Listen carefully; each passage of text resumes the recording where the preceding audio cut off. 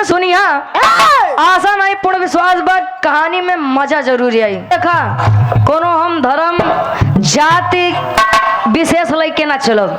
समाज में हर प्रकार के लोग रहते हैं, हर प्रकार की बुद्धि होती है।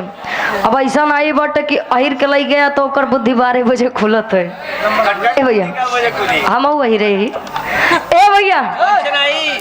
और अच्छा पहले के पुरनिया एक बात कहा कि अहिर गडेरिया पासे तीनों सत्यानाशी काहे बारे कहा जाना थे। मान लिया अहिरे के लगे मान लिया बहुत गाय भैंस रहथिन। ये बनारस के पावन धरती है भैया, यहाँ तो दूध दही माठा मेरे हिसाब से बहुत मिलत है। हाँ मिलत है ना ए भैया। मान ला केहू बढ़िया चरी वरी बोए रहे चरी हमारे तरफ चरी कहते जो नहीं चारा खियावत है। अहिर अपन छोड़ दे अगर भैंस गाय गोरू अगर छोड़ दे तो भैंस वहीं से आए तो ऊपर के कुल चरी मान लग पाल बिरादरी के आई। हाँ तो मार लाई के लक्ष्मी निकली है।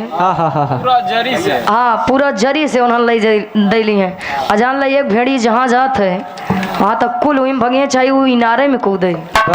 मान ला पाल बिरादरी अपन भेड़ी बकरी लेके गा तू जान ला एकदम जड़ी तक बैठाई दे। जब ये सब लेके निकली तो पासी महाराज 12 नंबर जेसीबी जब अपन लेके निकली है। हाँ तू जान लो खान खान ऐसे रख। हाँ भैया जैसे भी लेके चलो थे ये बड़े कहा थे कि अहिर गडेरिया पासे तीनों सत्यानाशी।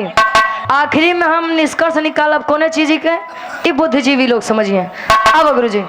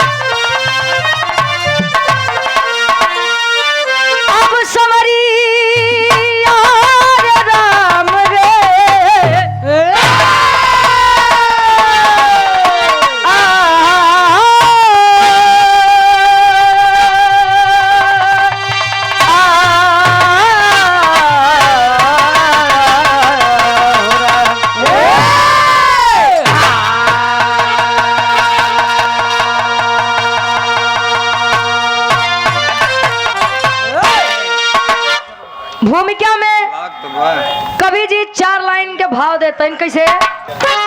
मूर्खता की भी हद होती है दोस्तों। दोस्त थे 4 उनकी कहानी सुनो। अरे पंडित कहते कथा ताव से अब यही मिला मैं दूधवा में पानी। पाल पंडित मौलवी यादव के संग कहे आव चली मेला लागल बाबा।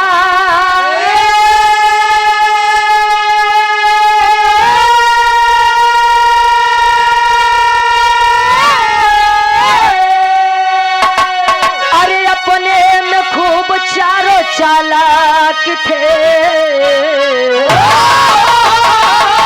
अरे चलते राह में करते लवारी लवारी।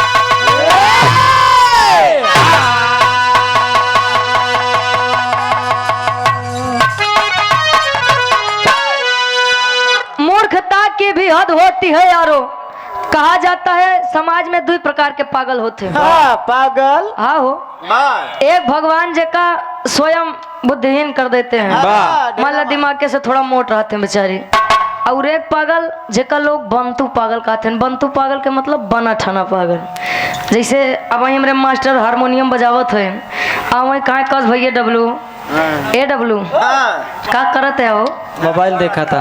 अब देखा था कि हारमोनियम बजावत है, लेकिन वो पूछिए जरूर। चार दोस्त, पंडित जी, यादव जी, पाल जी और मौलवी जी, चारों जने में बड़ी मित्रता रहे। और जब मेला लगा तो पंडित जी कहे यार एक काम करा, जान लो बहुत तगड़ा मेला लगा बा, हमार मना त्यावा चला देखिए आवा जाए। चारों दोस्त निकल गए रास्ते में, और जब रास्ता में निकलन तो धीरे धीरे शाम होत बा। शाम होत बा तो चारों जने के भूख लागत बा, यार खावा का जाए। चारों जने विचार करते हैं, एक लाइन गीत लगत बा, कैसे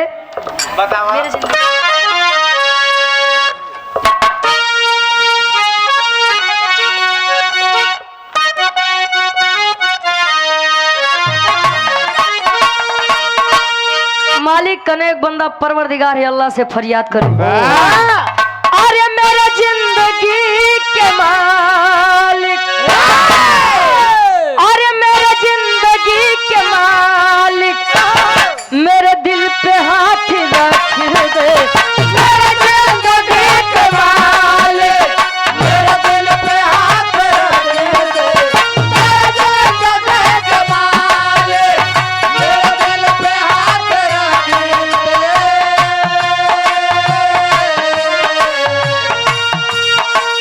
मेरे जिंदगी के मालिक, मेरे दिल पे हाथ रखिए दे। तेरे आने की खुशी में, तेरे आने की खुशी में मेरा दम निकल न जाए। तेरे आने की खुशी में मेरा दम निकल न जाए। तेरे आने की खुशी में मेरा दम निकल न जाए।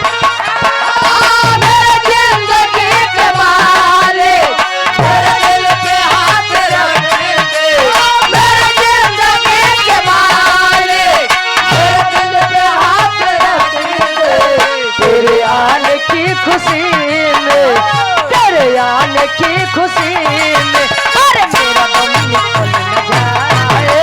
तेरे आने की खुशी में मेरा दम निकल न जाए। तेरे आने की खुशी में मेरा दम निकल न जाए। लेकिन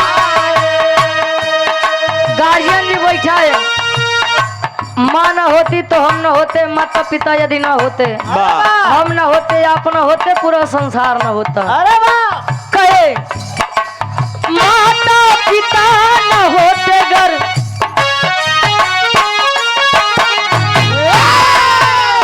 माता पिता न होते घर, हम भी जन्म न पाते।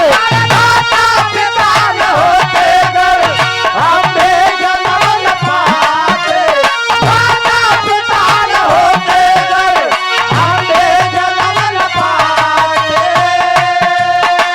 माता पिता न होते घर, हम भी जन्म न पाते। संसार में उजाला, संसार में उजाला, अरे होता नहीं कहीं पर। संसार में उजाला होता नहीं कहीं पर। संसार में उजाला होता नहीं कहीं पर। संसार में उजाला होता नहीं कहीं पर।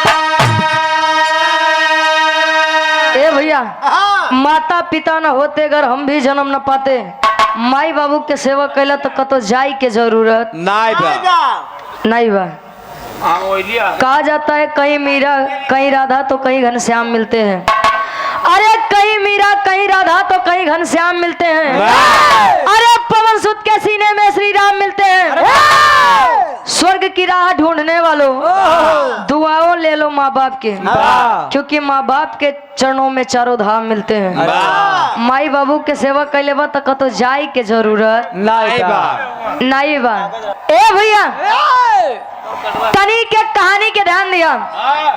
माई बाबू संसार में हमरे उराव खातिर बहुत कुछ करो थे। बिरहा के हमरे कहानी के शुरुआत यहीं से बा।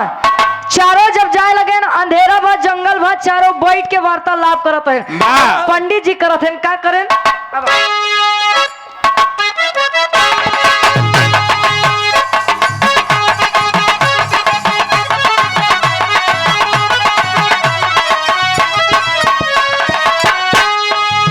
चला कि पंडित जी तब तीनों से दिखाने लगे। चला कि पंडित जी तब तीनों से दिखाने लगे। बड़े जाति को सोच भोजन खुद बनाने लगे।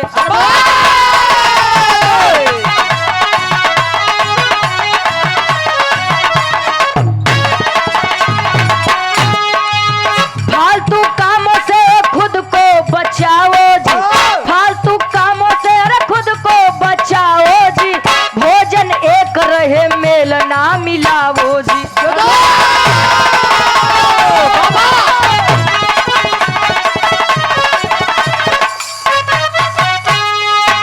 करके विचार खीर पंडित जी बनाते हैं। करके विचार खीर पंडित जी बनाते हैं। धुल कर हाथ पैर साफ बैठ जाते हैं।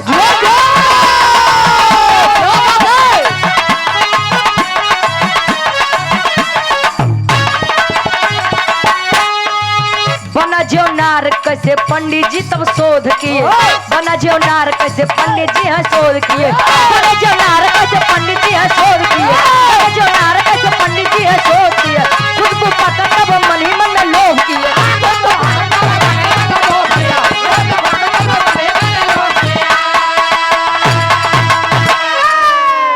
कहानी के तनी समझ ला। पंडित जी सत्यता है कि मान लो तीनों जने अब ओबीसी के रहे। अब बाकी पंडित जी बढ़िया ऊंचे पद पे तीनों जने दिमाग लगाए कहें देखा है यादव जी ए यादव जी तू जाई के तने दूध लाई के आवा है। मौलवी जी अब पाल जी का समझा दें तू लोग जा तनी चावल बढ़िया मखाना उखाना ले के आवा है। तीनों जने गए लई के आए और यार पंडित जी कहे यार देखा इन्हन तीनों अब वही घूम टहर क्या होता है हाथ पैर मिट्टी में लगी हुई मिट्टी हाथ पैर में लगी हुई बैठ गए खुद ही भोजन बनाने के लिए। कहे देखा चार जने यही ढेर टिटिम्मा न पाला है एक का चीज बनाए लग वो खाए के बढ़िया निकल चले हुए गए बैठे बढ़िया से खीर बनाए। अच्छा कभी कभी होता है कि जवन रोज बनवा उ नहीं बनत लेकिन अगर कभो बनावा है आज तुक्का मारता तो बड़ा बढ़िया बन जाते।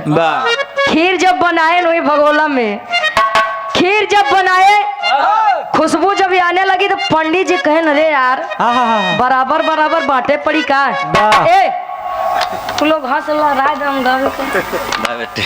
ए भैया अब यार पंडित जी सोचते हैं ना यार बराबर बराबर बांटे पड़ी तो बड़ा दुविधा दिखा दे। तीनों जने को बोला कहीं सुन कहीं का कहे एक एक हम कलछुल परोस देते हैं और वही खाई के तीनों चारों जने चले जावा सो जाई। कहे तब कहे सोवे के मतलब ये बात जे राती में ध्यान दी है कहे जे राती में सबसे बढ़िया सबसे बड़ा सपना देखी वो पूरी खीर सुबह खाई। अब यार भाई अब तीनों जने चारों जने के कलछुल खाई के सोई गए। अब भाई आहिर बिरादरी के मनई पेट गहीर ढेर बोला थे ए भैया। अब यार यादव जी लेटा है ना कतो यहाँ करवटे कतो वहाँ करवटे साला बड़ा दुविधा दिखा भैया साला चालाकी कर रहा। अब यार यादव जी विचार करत हैं देखें तो तीनों जने का बढ़िया गटई निकुरा बोलत बा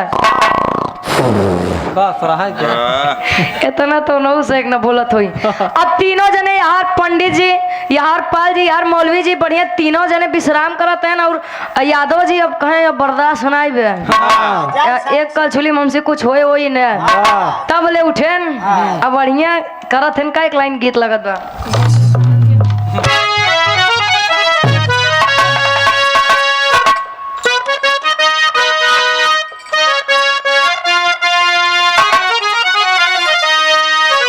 हिंदी दुनिया वालों ने गाया कोनो लड़की कहे कहे कैसे सुने हो भैया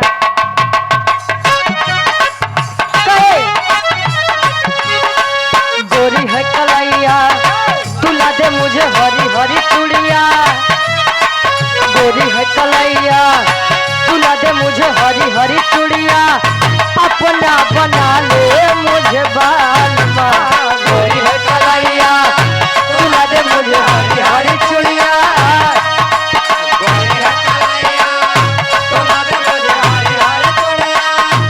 अपना बना ले मुझे बालमा।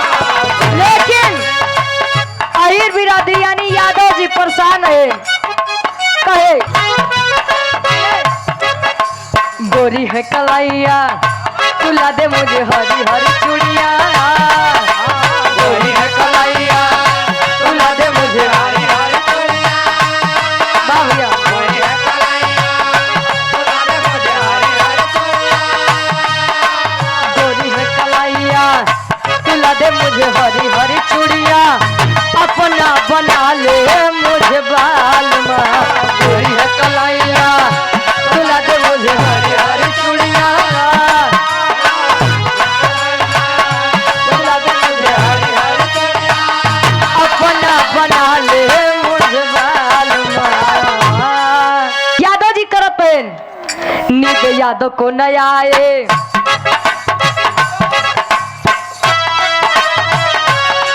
नींद यादव को न आए बाकी तीनों सोई जाए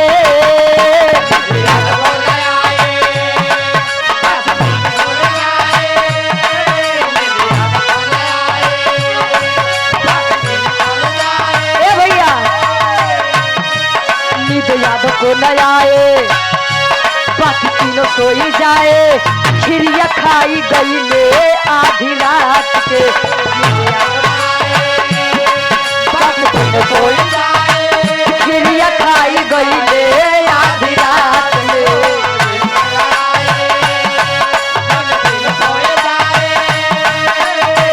खिरिया खाई गई ले आधी रात के। देखा कहानी हमारे एकदम कमे में रही, आसान और पूर्ण विश्वास बा समझू आ जाई।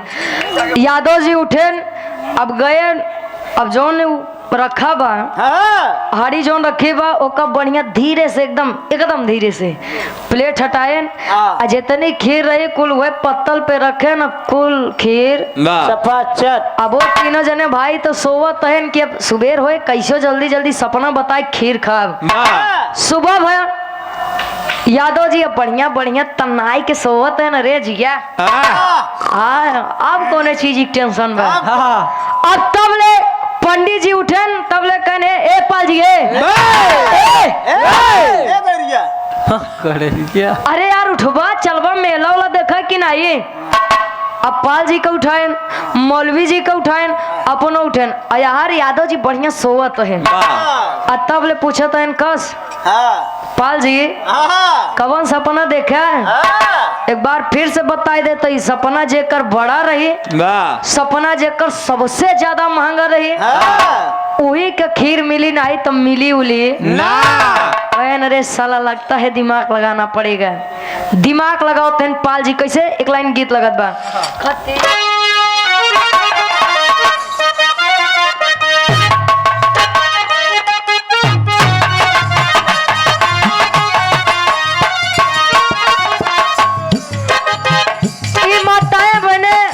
शादी ब्याह होते तो गाड़ी गावत थी गाड़ी तो ये तो नीक लागत है एक सरकारी और एक ससुरारी हाँ जितना गरिया वजह बकुल नीक लागे कुल नीच लागे नीच नहीं नीक लागे खते आएगा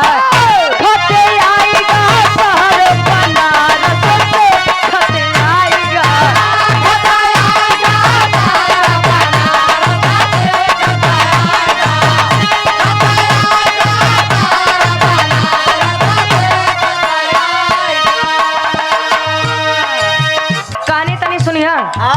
पाल जी बताओ तन पंडित जी मेरी एक बात सुनिए। हम जब सोवत रहे ना मैं जब सो रहा था कहे मैं 5वें आसमान पे था। कैसे रे 5वें यार कहे न रे साला ये तो बड़ा तगड़ा दिमाग लगा दिया। कहे 5वें आसमान पे रहे और मान के चला हुआ सा नजारा इतना बढ़िया लागत रहा इतना सुंदर लागत रहा कि बताए ना सके। तब ले कहे अच्छा तू बैठा रहा मौलवी तू बतावा तब वाह कहे ये 5वें आसमान पे रहे हम 7वें आसमान पे रहे वाह वहां से अप्सराएं इतना बढ़िया नृत्य कर रही थी अप्सराएं अप्सराएं का मतलब सुंदरियां यार काली और काली नृत्य का मतलब नाच रही थी वाह अप्सराएं काली ए भैया कहे मैं 7वें आसमान पे था अब भाई पंडित जी अपन पंडिताई बुद्धि लगाए देखा बुरा न माना जाए जो सत्य है मतलब जो कहानी बा वह बतावत है अब वो अपन बुद्धि लगाए कहे अच्छा दिमाग लगावता लेकिन हमसे बढ़िया न लगाए पोगा कहे मैं क्षीर सागर में था क्षीर सागर हाँ हो दूधे वाले सागर में बक ए भैया पाल जी बताए मैं 5वें आसमान पे था मौलवी जी बताए मैं 7वें आसमान पे था और तब ले पंडित जी कहते हैं हम क्षीर सागर में रहे कहे तू क्षीर सागर में रहे तो विष्णु जी कहाँ रहे पानी सागर में रहे कहे मैं लेटा था और जो देवी लक्ष्मी है मेरे पाँव को धीरे धीरे दबा रही थी पंडित जी को हाँ वो अब पंडित जी जब इतनी बतिया बताए कहे विष्णु जी कहे हमारे पीछे हवा करत रहे कहे जा सर पीछे हवा करते रहे अरे मतलब मुड़े लगे बैठ के यार के ए भैया अब यार हवा करत हैं तब ले अहिर जी सोवत रहे मतलब यादव जी पंडित जी कहन कसे यादव जी ए यादव जी चुप तेरी उठो यार तीनों जने बताए दे बताओ तो का बा तब ले अहिर कहा तो है अब कुल तो खीर खाई ली ना अब कौन दिमाग लगाई कहे जान ला हम तोसी लोग से बेईमानी ना करे चाहत रहे यार लेकिन हमरे साथे बहुत तगड़ा धोखा हुई है कहें कौन धोखा कहें जब हम सोवत रहे तो हमारे सपने में एक ही बढ़िया हट्टा काटा पहलवान आए और जब पहलवान आए मोछी पे बढ़िया राजा ताव दिए लाठी ले खड़ा बे कहीं तब कहीं उनका डरवावत रहन कहीं कोनो चीज ही बरे बतावत हन कैसे भाव में कवि जी लिखत हन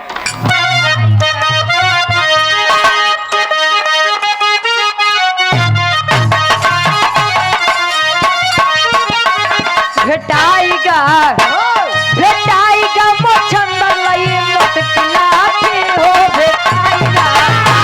भेटाईगा मोछंदर लई मत लाठी हो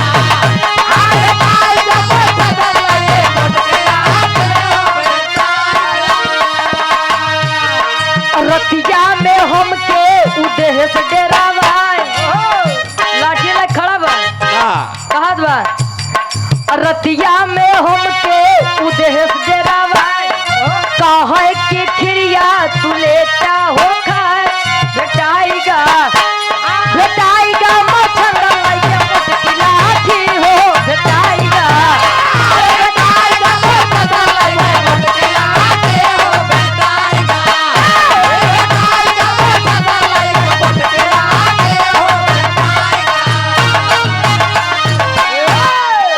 कहे भेटाईगा मोछंदर लइके मोटकी लाठी हो भेटाईगा रतिया में हमके उद्देश्य डरवाए कहे सुन ए रे बोल कहे लाठी देखत है ना कहे हाँ कहे जितना जल्दी हो सके वो खीर खाई ले ना यही लाठी से तो लठियावई ले कहे तब कहे अरे तब का अब लाठी ताने बाब हम ना खाई तो हमका मार देते ए भैया एकदम जान ले मोहे लगे तय बोल जा खाबे कि नहीं खाबे कि नहीं महाराज कहे तब कहे अरे तब का हमार जी एकदम गाढ़े में पड़ा रहा हम उठ के गए खीर खाई ले कहे सरव नहीं धोखा करबे तब ले पंडित जी कहे देखा ये दिमाग लगाओ तो ही रही बुद्धि तब ले भवा काट टेरी के भाव में कवि जी दिखाते हैं अब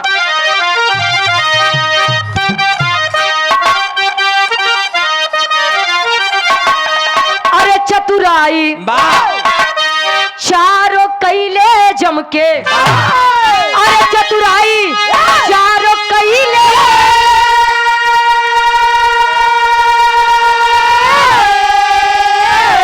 अरे चतुराई चारों कैले जम के चली ना अहिर के सामने पंडित के पंडिताई अरे पंडिताई अरे पंडिताई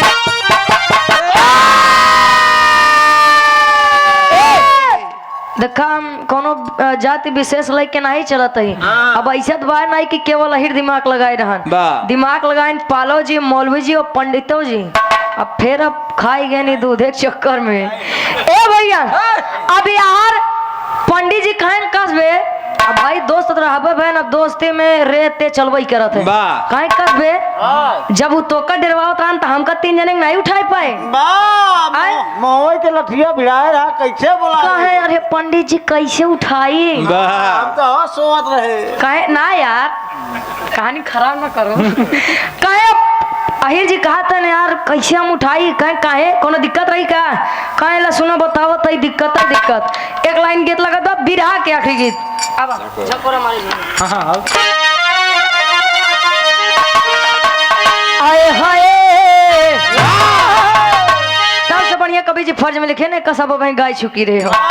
अरे बोलाई कैसे पंडित जी, अरे बोलाई कैसे पंडित जी, तू रहा क्षीर सागर, बोलाई कैसे पंडित जी।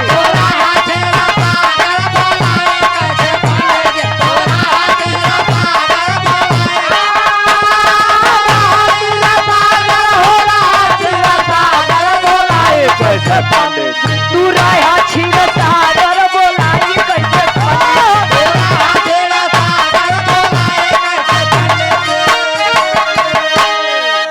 कैसे बोलाई। अरे तू तो लक्ष्मी जी से पैर दबावत रहा, क्षीर सागर में बैठ के विष्णु जी से हवा करवावत रहा। कहाँ से हम तुम्हें बुलाई ली, देखा देखा का सारी के। तब ले कहे ना पाल जी मौलवी जी तो रहे, कहे ना उनका कैसे बुलाई। तू क्षीर सागर है तो उन लोग का तो कम थोड़ी क्यों रहे, वो लोग कहाँ रहे।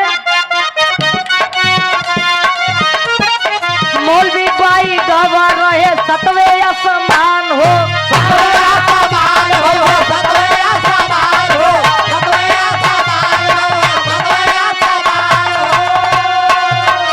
अरे पाले न आवे फिर क्या पानी यार मान हो,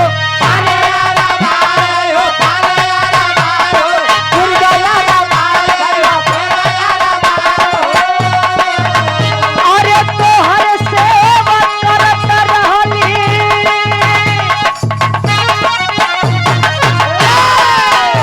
अरे तोहर सेवा करत रहली लक्ष्मी नटनागर, बोलाई कैसे पंडित जी, बोलाई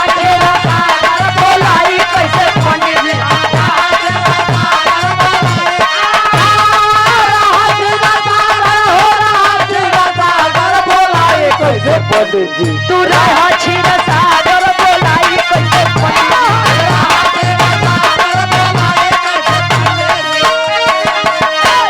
कहे तू क्षीर सागर, मौलवी जी सतवें आसमान, अब पाल भाई हमारे 5वें आसमान। अरे वाह, अब तो का तीनों जने को बोलाई तो तू लोग आवे में लेट करता, उरू लाठी ताने खड़ा बा, बोल खावे ना खावे। जब ये आवाज दे दे हम एकदम थक गए, तो का तीनों जने कपने लगे ना ही पाए।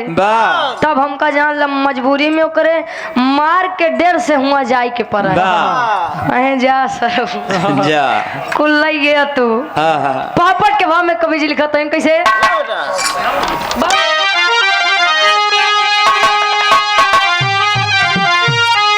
अरे आवाज दिहा जब केहू नहीं,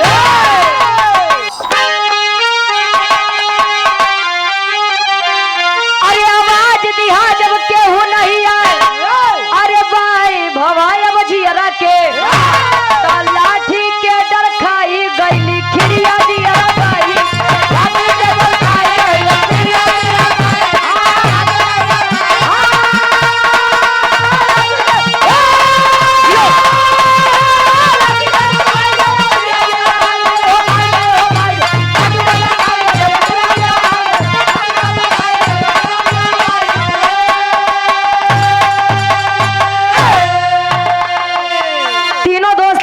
विचार करते हैं यार इतना तगड़ा तगड़ा दिमाग लगाए, लेकिन ये अहिर साला है धोखा कह गया, रतिया में धोखा खाई दे, इतना दिमाग लगा अब कुल व्यर्थ गवा।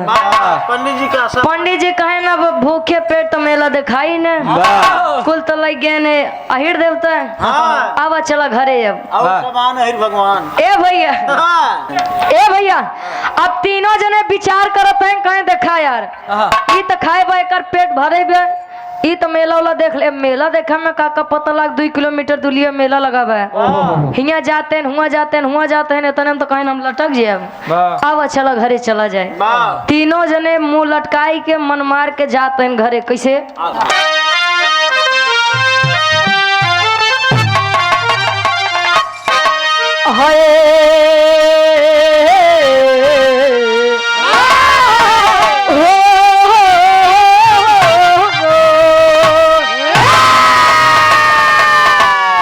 अरे सपना सब अधूरा रही गइल मोर भैया हो बाबा।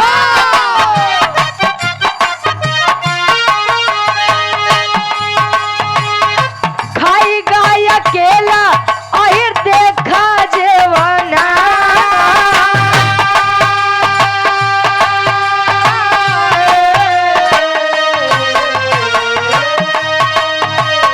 रतिया सपनावा में घूमे या समनवा पंचो।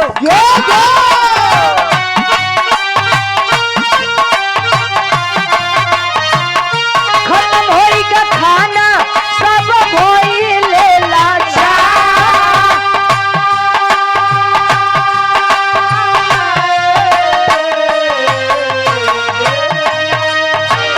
पंडित बोले रहतिया में कहीं ना भोजनवा सुनिला।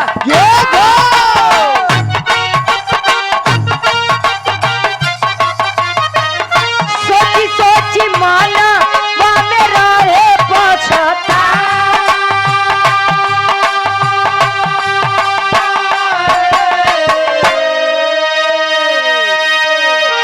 पंडित जी चला तहन कहना बा चला यार घरे चला जाए। पंडित जी अपने मन में सोचते हैं बतावा इतना दिमाग लगाए आ दिमाग को लगाए तो ये सोचे कि इतना बढ़िया बनाए है सवेरे कैसो न कैसो कुल खीर हमारी खावे। हाँ क्षीर सागर तक बतावा गए कोनो फायदा नहीं भवा। पकड़ के पेट अपन रास्ता में जाता है कहे यादव भाई देखा है अब हमसे चला ना जात बा। काहे नहीं चला जात बा। रतियम लक्ष्मी जी सेवा लेते रहे तब नहीं। हाँ भाई चला नहीं जात बा। मौलवी जी कहता यार तू खाए पिया तनी सहारा कह देता कहे हैं सहारा कह दी। ए भैया कह ननकर हम सहारा कह दी। वो मत ता सतवे आसमान पे हम लाठी डर से खीर खाए। परी तू देखत रहा काली काली। हाँ परी तू देखा मार हम खाए मदद हम तुहार कह दी। तीनों जने चारों जने जाते हैं आपस में। उनका कहा यादव भाई तू हमको देख ले। वो कहा यादव भाई तू हमको देख ले। अब यादव भाई बढ़िया तगड़ा है। अरे जिया राजा चला जाते हैं। अब एक बात कवि जी आखिरी में बताते हैं ये बिरहा में और बिरहा से निष्कर्ष का मिलत बा। अब खड़ी के भाव में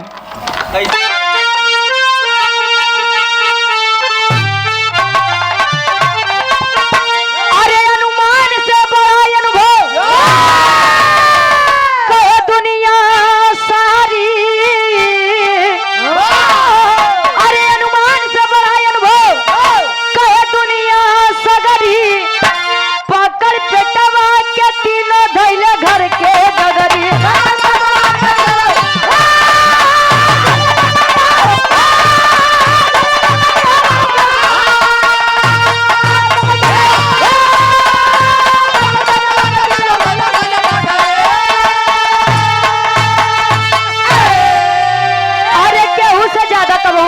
लगावा जिंदगी माँ को तो नहीं सोचल सपना में लगी जाई याद।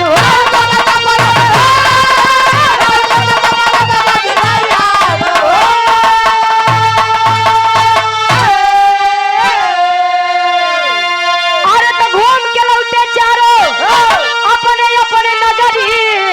अरे घूम के लौटे चारों अपने अपने नगरी। तो पकड़ पेटवा के धैले चारों अपनी डगर। अरे ये क्या होगा? ए भैया अनुभव से बड़ा अनुमान कहे दुनिया सगरी। अनुमान से बड़ा अनुभव होता है। एक बात जान लीजिए, केहू के पता लाग कि 20 साल के उम्र बा, वो 20 साल खेले खाए में लगा दी। अगर वह तजुर्बा और वह अनुभव लड़की अगर 15 साल 10 साल में सीख लेत बा तो अनुमान मैटर नहीं करता, अनुभव मैटर करता है। क्या बात है। एक बात जान ले, अब केहू से ढेर दिमाग लगावे के कोशिश न कर जा करा। अरे काम हो काहे तू उनकर बाप बनबा तो तोहरो बाप केहू बा। शेर के ऊपर सवा शेर हमेशा। धरती वीरों से खाली नहीं है, एक बात जान लीजिए। यह चीज तीनों जने दिमाग लगाए, बाकी अहिर बिरादरी आखिर भाई दूध दही मट्ठा पिए वाला मन है, खीर ऐसे छोड़ दे हो ही नहीं सकत। आखिरी में हमरा बिरहा के निष्कर्ष यह बात कि अनुमान से बड़ा अनुभव होता है। आखिरी में खानदान के गुरु बिहारी गुरु